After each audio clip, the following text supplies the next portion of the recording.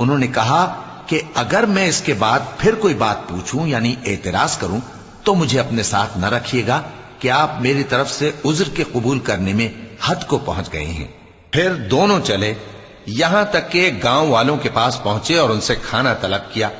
انہوں نے ان کی ضیافت کرنے سے انکار کیا۔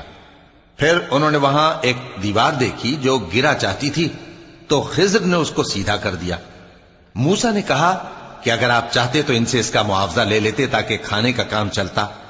خضر نے کہا کہ اب مجھ میں اور تم میں علیحدگی، مگر جن باتوں پر تم صبر نہ کر سکے میں ان کا تمہیں بھید بتائے دیتا ہوں کہ وہ جو کشتی تھی غریب لوگوں کی تھی جو دریا میں محنت کر کے یعنی کشتیاں چلا کر گزارا کرتے تھے، اور ان کے سامنے کی طرف ایک بادشاہ تھا جو ہر اچھی کشتی کو زبردستی چھین لیتا تھا۔